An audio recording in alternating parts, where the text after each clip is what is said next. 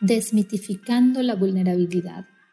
Ser vulnerable es un espacio creado para abrirnos a conversaciones bien sentidas, intensas, trascendiendo situaciones densas, de riesgo, hasta el renacimiento, el brillo y la reconstrucción de la sumisión del alma como una sentencia de debilidad, desde una perspectiva más amable, más íntegra, compasiva, en más armonía con tu verdad.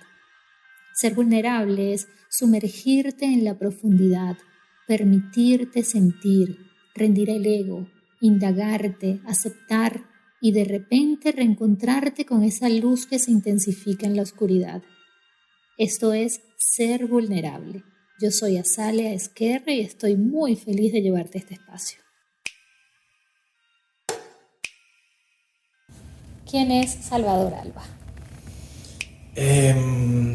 Bueno, yo diría que es un ser que se está descubriendo a medida que va descubriendo de qué se trata este gran misterio que es la vida, que todos la estamos viviendo sin saber realmente lo que es, o sea, tenemos un montón de ideas y de teorías de lo que puede ser, pero al fin y al cabo es una experiencia que sobrepasa lo que nosotros podemos entender realmente. O sea, la vida es el gran misterio. Wow, o sea, uno puede observar el universo, observar nuestro planeta, todo el sistema solar y como que mirar, o sea, aquí hay vida, estamos vivos. ¿Pero qué significa eso? Entonces, creo que soy uno de los millones, billones de seres humanos que estamos en esta hermosa experiencia compartida, viviéndola y tratando de hacerla más amena el uno para el otro. Por lo menos esa es mi visión, como que lo que yo haga no sea solo para que yo esté bien, sino para que los que están a mi alrededor también disfruten y se sientan bien. Compartir tu energía. Claro. Qué lindo. Claro. Sí. ¿De dónde vienes, Alba? Cuéntame. Yo soy de República Dominicana. Yo nací en la capital, en Santo Domingo, donde viví casi toda mi vida, excepto unos años que viví en Buenos Aires cuando estaba estudiando música. Y bueno, ahora que ya tengo 1 año y medio viviendo acá en Miami. Los dominicanos son encantadores, son gente súper dulce, súper amable, Gracias. feliz. Yo siento que el clima nos impregna eso a nosotros, como un clima tan agradable, súper fresco, súper bonito, y la belleza de las islas del Caribe también como impregnan eso en nuestra forma de vida. Los tropicaliza. Sí, exacto. Pues sí, son exactamente eso. Cuéntame, sé que llegaste a Miami hace unos años. Uh-huh. ¿Qué te trajo aquí a Miami? Bueno, mi familia vive acá, una gran parte de mi familia. En Dominicana quedábamos mi hermana, quedábamos en ese momento una de mi hermana y yo. Venía a acompañar a mis padres por unos meses y ayudar a mi hermana en un proyecto de trabajo, con el plan de ahí irme a México y seguir un camino que tenía en mi cabeza a través de la música, que estaba justo empezando a despertar esa parte musical mía, cantando sobre todo. Y mi plan era pasar 1 o 2 meses aquí y de ahí seguir para México y ver qué pasaba en México. O sea, no tenía un plan exacto, iba a llegar y arrancar el camino. Pero en eso empecé a conectar con la comunidad de aquí, que no había tenido la oportunidad de hacerlo. Y una cosa fue llevando a la otra, y lo que estaba buscando en México, o sea, lo que pensaba que iba a buscar en México, de repente lo empecé a encontrar acá, que era gente alineada con un camino similar al mío, que hiciera música con el mismo tipo de intención que yo estaba haciendo la música, que nos pudiéramos apoyar entre todos, y también otras cosas más de mi camino espiritual, poder asistir a ceremonias, a temazcales y todo ese tipo de cosas, que de repente lo fui encontrando aquí. Fue como, wow, espérate, tal vez no. Sentí que Miami me acogió tanto que era como que, ¿para qué irme si ahora mismo estoy recibiendo todo lo que realmente estaba buscando? Claro, qué lindo. Y en ese momento, cuando pensabas trabajar con la música, ¿qué tendencia de música? ¿Ya estabas trabajando con música medicina o estabas...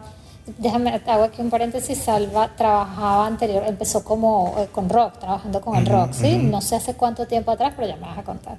Y luego hizo una transición maravillosa además a la música medicina. Y ahora pues con eso, con lo que trabajas como productor musical, cantas, escribes, wow, un abanico grandísimo. Bueno, es muy interesante, como dijiste, yo empecé tocando rock O sea, la primera vez que agarré un instrumento fue cuando en el colegio, teniendo, qué sé yo, 12 años, un grupo de amigos y yo dijimos, vamos, ninguno tocábamos ningún instrumento, pero dijimos, vamos a hacer una banda. Y en ese momento lo que estábamos escuchando era rock, metal, o sea, grupos pesados.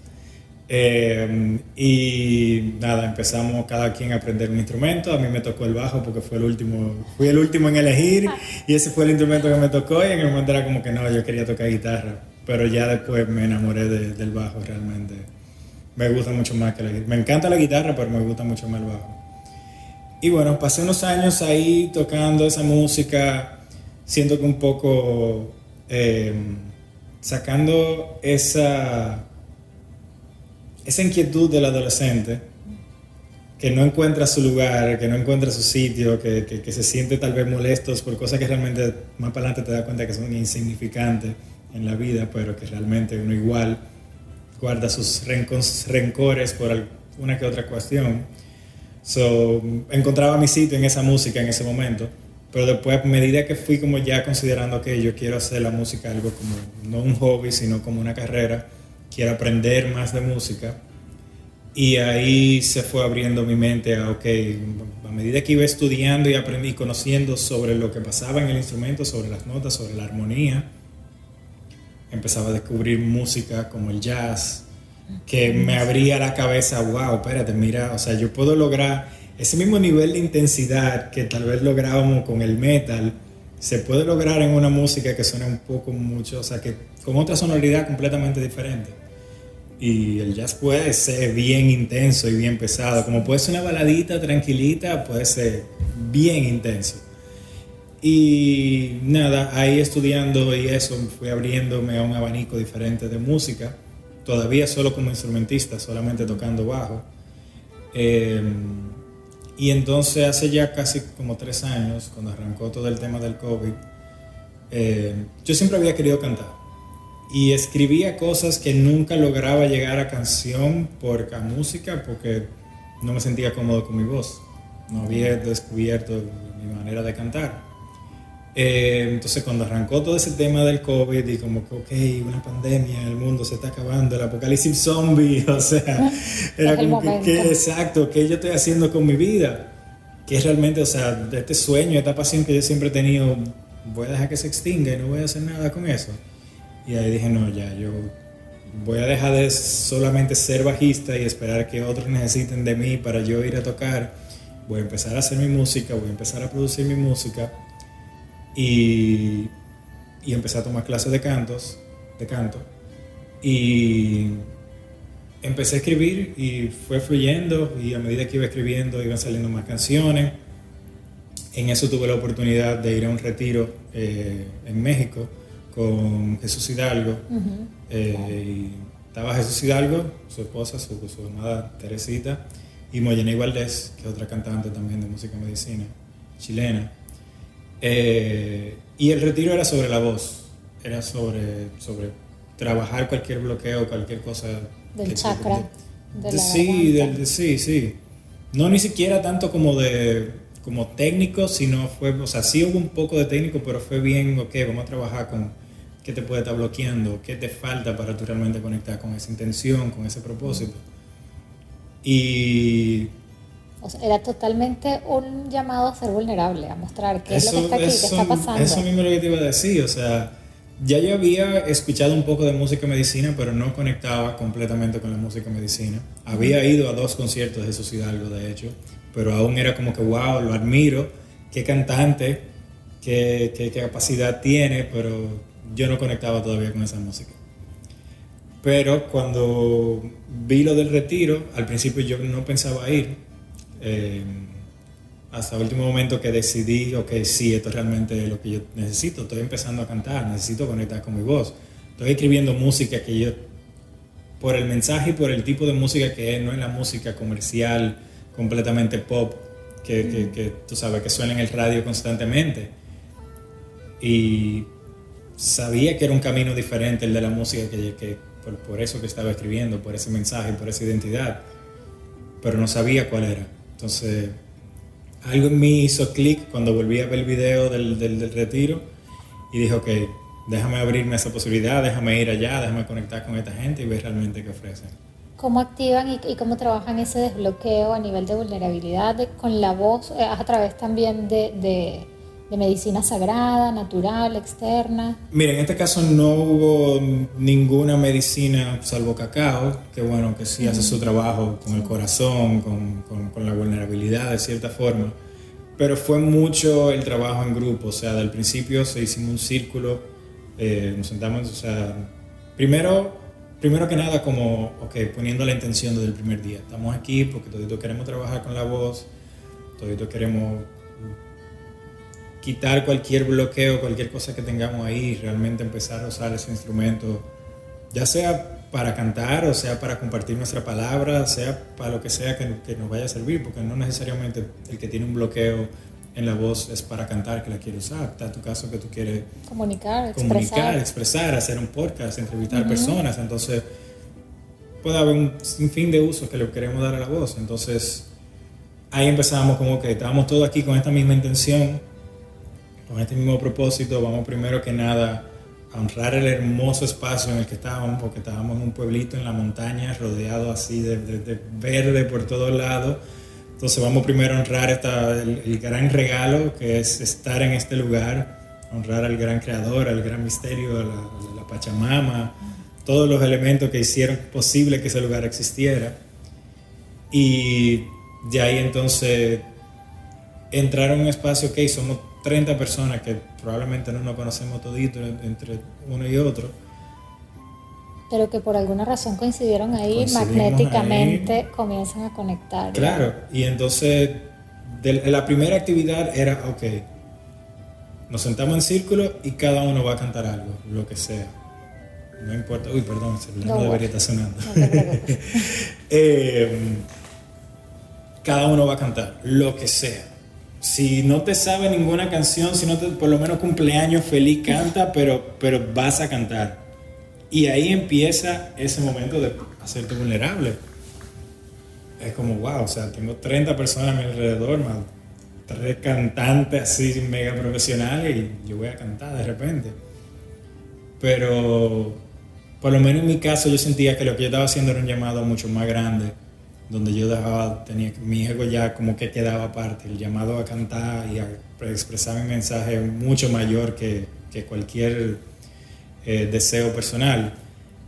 Entonces, por lo menos a mí lo que me sirvió fue eso en ese momento, como, ok, me pidieron que cante, yo voy a cantar. Y salga como salga la voz. ¿Cómo comenzó ese llamado? O sea, porque hay una diferencia grandísima entre el Salva que hacía rock y el que hace ahora música medicina. ¿En qué momento hubo como esa transición ahí? Entiendo que pues cuando te desligas de la adolescencia y de todas las emociones pesadas que tiene la adolescencia, pero hubo algo que te hizo ese clic, hubo algún momento en particular como que tocaste fondo y comenzaste a sentir este llamado de ese Salva diferente.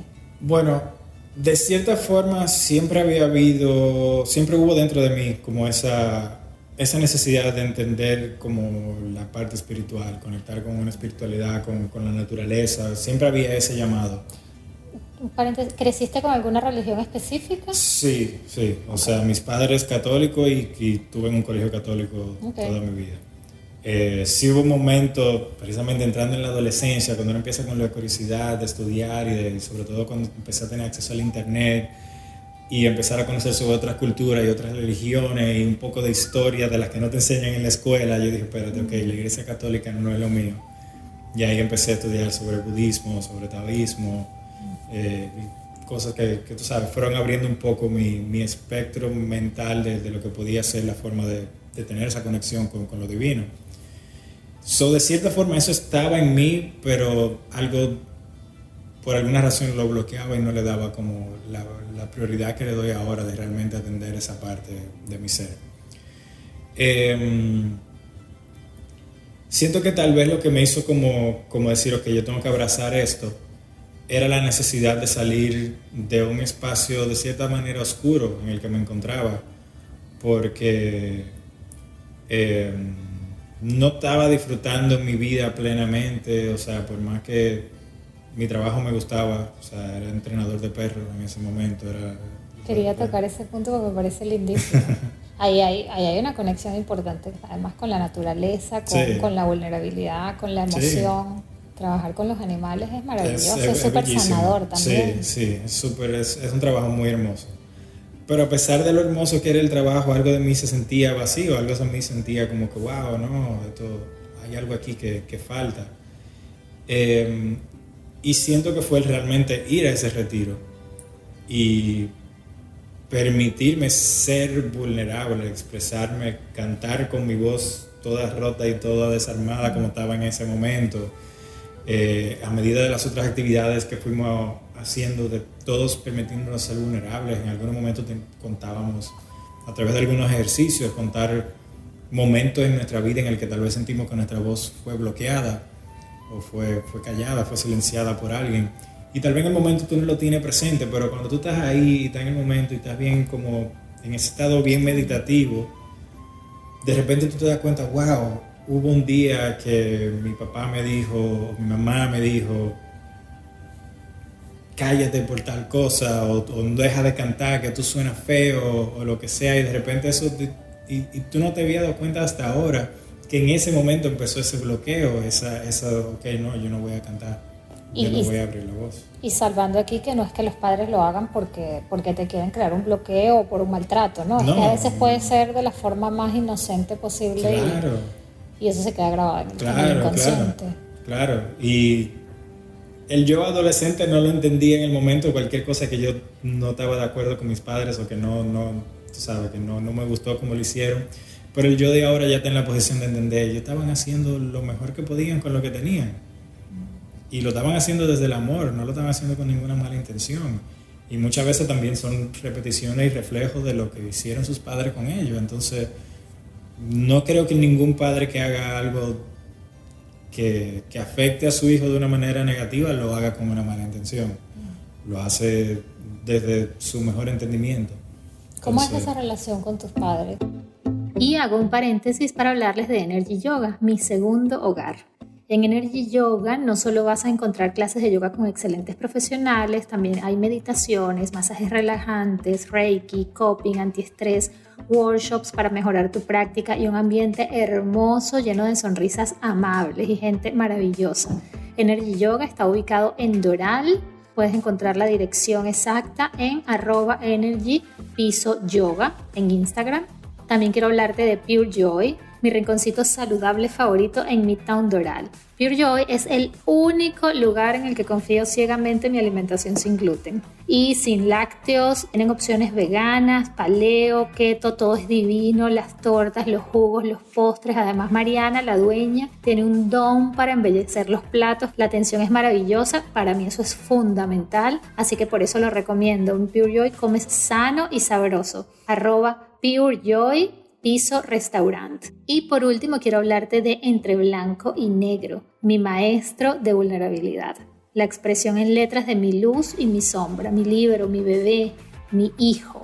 Entre Blanco y Negro lo encuentras en Amazon de Europa y en Estados Unidos y está hecho de la mano de Paquidermo, la editorial Paquidermo Libros, @Paquidermo Libros. Por mucho tiempo la relación con mis padres era muy, sí hay amor, nos queremos y ellos me quieren y hay cierto apoyo y cierto entendimiento, pero no nos entendíamos del todo el uno al otro. Entonces, ellos no entendían la parte de mí que no seguía la estructura social que ellos tenían en su cabeza, de ir a la universidad, estudiar una de las carreras tradicionales, ser un profesional en esa área, casarse a tal edad, tener una familia, no sé qué, exacto, ese patrón. Ver el checklist. Claro, yo no, mi vida entera yo no estaba para nada alineado con eso.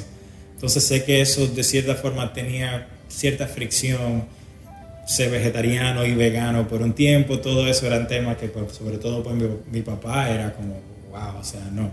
En cualquier momento había una discusión, le aprovechaba cualquier momento para tirar algo de que eso le parecía absurdo, no sé qué. Somos generaciones totalmente diferentes, pero lo hermoso es darnos cuenta o en algún punto que en las familias se logran dar cuenta que cada generación es literalmente el producto de la anterior. Y qué increíble que eso no lo veamos con facilidad. O sea, lo que tú eres hoy es producto de ciertas reglas y cierta rigidez que ellos vivieron y de las que tú decides liberarte. Totalmente. Y si mañana o pasado, quieres o no, decides tener hijos, por ejemplo, van a ser el producto de las libertades que ellos van a necesitar darse a raíz de lo que tú has vivido. Totalmente, así tal cual. Entonces te costaba mostrarte y te costaba ser vulnerable. Sí, completamente, porque en mi casa también pasaba mucho que no se hablaba de las emociones, mis padres tampoco se mostraban vulnerables, no, como que nunca oí a mi mamá o a mi papá decir, yo estoy triste, yo me siento así, yo qué sé yo qué, todo era muy, tú sabes, muy reservado, muy tabú. Entonces llegó un momento cuando vine para acá, ya con todo el trabajo que había hecho, con los retiros con Jesús Hidalgo, con las oportunidades que tuve de sí tomar plantas medicinales y el trabajo que hice a través de eso. Cuéntame un poquito más de eso. Bueno, ¿Qué plantas medicinales? Tuve una experiencia con la ayahuasca, precisamente también con Jesús en México. Y, ¿qué te digo? Fue una experiencia muy bonita, o sea, a mí me mostró mucho. Muchas veces la persona tiene la idea equivocada de que tomaste la planta, tuviste la experiencia, ya cualquier cosa que tú tenías que sanar se sanó.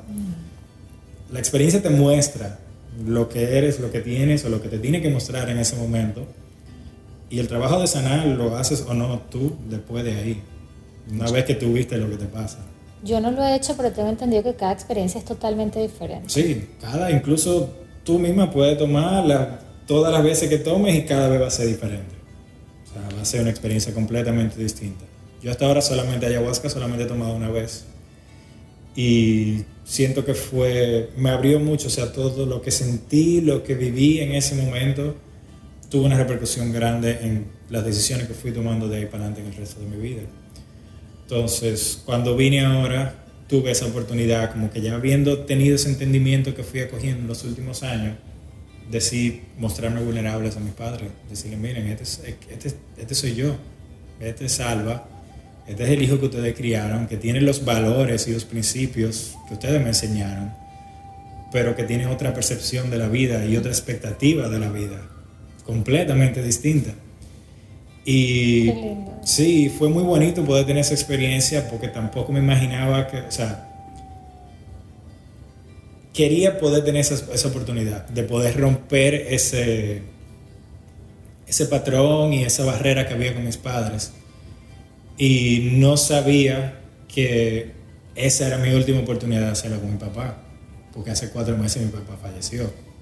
Y entonces fue como, wow, o sea, tuve este grandísimo regalo de haber sanado todo esto, de haber podido pararme y mostrar el hombre que yo me convertí y que soy producto de él, antes de que él se pudiera ir, o sea, que él pudiera irse con esa, sí. Y que tú pudieras quedarte. Y que tú pudieras quedarte con esa sanación interna. Sí, o sea, si yo no hubiese, si mi camino hubiese sido distinto y yo no hubiese tomado la decisión de dejar todo lo que dejé en Dominicana para venir a entregarme hasta aquí al camino y ver las señales que me decían, no te vayas para México, quédate aquí, porque en un momento lo pensé, yo dije, wow, las cosas no se me están dando como es, tal vez me voy y dejo esto, vuelvo para atrás para Dominicana, pero algo me dijo, no, o sea, hay posibilidades, hay puertas que se te están abriendo aquí, sigue eso. Si yo no me hubiese llevado de esa intuición, no hubiese tenido esa oportunidad. Y tal vez estuviera ahora arrepintiéndome de que, no tuve la oportunidad de estar con mi papá, de decirle todo lo que yo realmente sentía, de tener esa oportunidad de como hombre pararme delante de él y decirle, este soy yo. Yo necesito que tú me respetes, que me aceptes. Porque es que sí, la verdad es que no debería ser, pero siempre nos pasamos la vida buscando aceptación de papá y mamá. Sí. Wow, qué lindo, Salva, gracias por compartir eso. Gracias. Sabes que me recuerda mucho mi papá ya no está en este plano, mi papá se fue hace ya varios años, pero yo recuerdo que su relación con mi abuelo era muy complicada. era muy, muy, muy dura. Ujú. Y él siempre tenía esa tarea pendiente de hablar con mi abuelo y decirle en algún momento, mira, mi papá fue un hombre muy exitoso, mira todo lo que logré, acéptame, y como decirle de frente todo lo que tenía por dentro. Y en algún momento mi abuelo perdió totalmente la razón, ya no sabía dónde estaba, no reconocía, y mi papá no tuvo la oportunidad de hacerlo. Y siempre, siempre decía, y se lo decía mucho a mi mamá, me acuerdo, con respecto a mi abuela, le decía, uno tiene que hablar con los padres y decirles lo que siente antes de que se vayan, porque él vivió después arrepentido todos Claro. esos años que le quedaron por no haber podido hablarlo, Sí, decirlo. sí.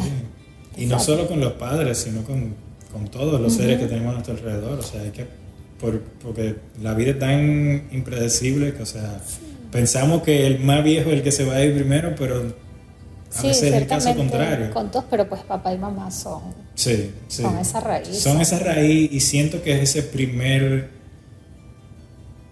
Es como tú dices, es como ese núcleo como que, ok, si yo quiero empezar a trabajar mi vulnerabilidad, es ahí donde tengo que empezar. Totalmente. O sea, es con ellos, es con los primeros dos que tengo que, abrir. Y preguntarse uno además, ok, ¿qué me está pasando? ¿Por qué me cuesta tanto esto y dónde está este bloqueo? Me voy atrás. ¿Qué fue lo que yo vi? ¿Qué fue lo que yo viví? Chévere, es momento de yo seguir adelante. No tengo por qué repetir la historia de lo que ellos fueron. Sí, totalmente. Los honro, pero sigo adelante. Pero sigo adelante, exacto. Reconozco su labor, su trabajo, o sea, les agradezco, pero no mi camino, yo sigo el mío. Y sí me parece que llorar es válido, y sí me parece que sentir es válido, Es y no me totalmente importa necesario. que me vean. Claro, claro. Y pido ayuda y extiendo la mano. Sí, totalmente. O sea, sobre todo a los hombres, creo que es un tema muy, muy delicado, muy, muy tabú, porque nos dicen no llores, no muestres emociones, no sientas, no sé qué. Pero el resultado de eso es tener un montón de hombres que andan por ahí reprimidos, con una ira adentro, que no saben qué hacer con ella, que al fin y al cabo no son felices. O sea, no hay una felicidad plena dentro de una persona que no se permite ir al otro lado de la felicidad, que es la... Hay muchos suicidios de hombres. Muchísimo. Los hombres se suicidan más que las mujeres. No, y no solo los suicidios, sino también el crimen en general, los asesinatos, los homicidios, todo los que pasan acá cada rato, de los mass shootings, los A manos de tiroteos. hombres. Son niños en una gran parte, pero hombres que no han podido las mujeres ser vulnerables y sacar soluciones y llorar. Tenemos una gran herramienta en el permiso social para poder ser más vulnerables, aunque seamos muy criticadas y nos tengamos que reprimir. Es un permiso, digamos, con condiciones. Sí. Tiene condiciones, no es un permiso de ustedes son libres, muestren sus emociones. No es así, lamentablemente. Tenemos que seguir ganándonos nuestras libertades. Sí, pero tienen por lo menos esa partecita de que, bueno, que una mujer está llorando. Ajá, está bien, que llore, déjala que llore. Claro, después dicen, seguro tiene la menstruación, pero... Exacto, por una de esas se va. Pero en el caso de los hombres es como, no, o sea, ¿qué hace un hombre llorando? ¿Qué hace un hombre hablando de emociones y de sentimientos? Y es increíblemente necesario, o sea, para mí empezar a aceptar eso y permitirme llorar en frente de gente, no solamente yo solo en mi casa, en círculos, en grupos, ha sido sumamente sanador. Has llegado a este punto, te has permitido experimentar esas experiencias, y cómo sientes que ha sido esa recepción y ese, ahora después de mostrar tu vulnerabilidad, pues todo el magnetismo que has traído a tu entorno, las personas que te rodean. Es impresionante, o sea, no me dan las palabras para explicarte la cantidad de cosas que me han pasado a partir de yo empezar a tomar esas decisiones de, ok, yo voy a ser vulnerable, voy a compartirme, voy a expresarme cuando lo necesite hacer, y también la confianza en que no todo lo tengo que saber, no todo tengo que tenerlo planeado en mi cabeza ni calculado. El ser vulnerable a... Te ha liberado de expectativas. Sí, exacto. O sea, y eso, como que ser vulnerable no solo de expresarme, sino de confiar en que yo no necesariamente necesito saber cuál es exactamente el camino que voy a caminar. cuáles son los pasos que voy a dar. Yo sé que yo quiero hacer esto y que lo voy a tejer de alguna manera y confiar en que de cierta forma eso se va a dar. Y es impresionante la manera en que se me ha ido dando en los últimos años. O sea, hay momentos que son cosas que yo digo, wow, o sea, yo lo manifesté al pie de la letra como yo lo estaba visualizando y sintiendo dentro de mí. El poder de la autenticidad, qué increíble. Claro, y conectándolo con la música, ahora que estoy cantando, que estoy compartiendo mi música, sobre todo cuando la música viene de un lugar como la mía y como la de muchos otros artistas, que es expresándose ellos, expresando un mensaje de amor, expresando un mensaje de conectar con las partes más altas de nuestro ser. La vulnerabilidad es indispensable. O sea, cuando tú te paras en un escenario o te sientas en un círculo de personas y tú compartes esa música, tú, completamente tú, sin bloqueo, sintiéndola, que si se te craquea la voz en el medio de la canción, no importa. La gente conecta muchísimo más con eso. Y es que además la vibración de la música es muy intensa. Claro, y más cuando es realmente, cuando tú te entregas, cuando tú lo haces bien auténtico, cuando tú estás poniendo tu corazón ahí, no importa cómo esté sonando, mueve mucho a las personas. Y eso es lo que me ha llevado a seguir haciendo lo que estoy haciendo. Desde ese primer círculo en México, donde compartí mis canciones, todavía cantando súper desafinado y todo, ver la reacción que estaban teniendo las personas que estaban ahí, cómo estaban repitiendo el coro de una canción que estaban escuchando por primera vez.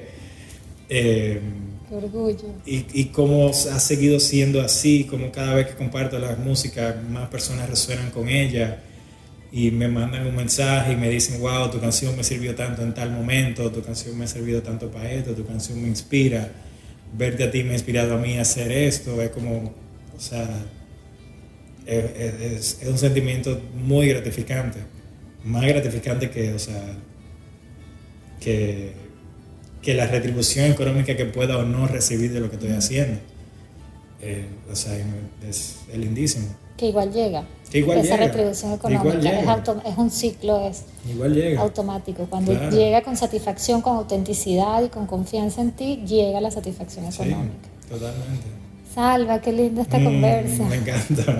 Mira, trajiste el ukelele. Yo no sé cómo se va a escuchar con esta grabación mía que es un poco rudimentaria, Sí. pero me encanta. Hagamos el intento y en el peor de los casos tú lo editas y dices, favor, bueno, señores, no. le pedimos disculpas, pero le damos el link para que vayan a escuchar la canción. Exacto. La grabación pero no yo lo creo voy que a sí. quitar, pero sí les voy a contar que es que, bueno, es un tema de mi grabación, no. Bueno, no, la no, afinación no se la vamos a culpar al micrófono, si se sale cualquier gallo es parte de la vulnerabilidad. Bueno, de camino para acá venía pensando, ¿qué voy a cantar? Y luego me vino a la cabeza que la mejor canción para cantar es una precisamente sobre la vulnerabilidad, se llama Sobre Llorar, se llama Nubecita y es como una anécdota, bueno, la van a escuchar, una interacción con una nube. Esto va a ser un cierre maravilloso, me encanta esto. Y volviendo a la vulnerabilidad, nunca la tocaba en ukulele, de primera vez que la voy a cantar de esta manera, así que completamente abierto a que salga como tenga que salir. Va a salir hermoso.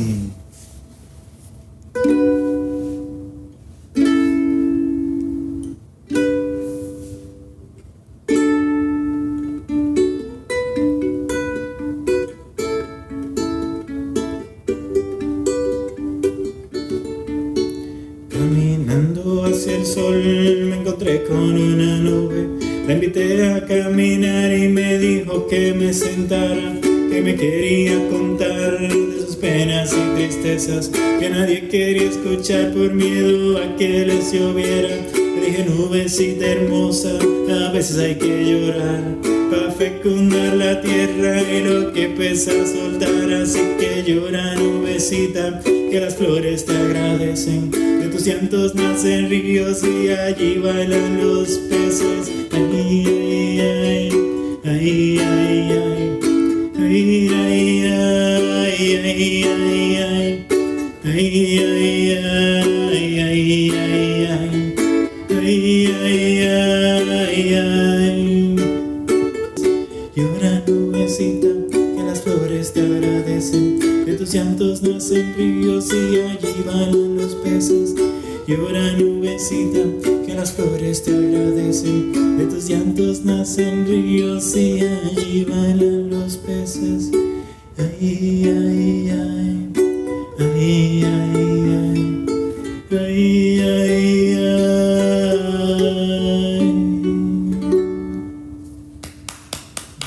Gracias. Gracias, Alma, qué cosa tan Gracias a linda, ti. qué regalote.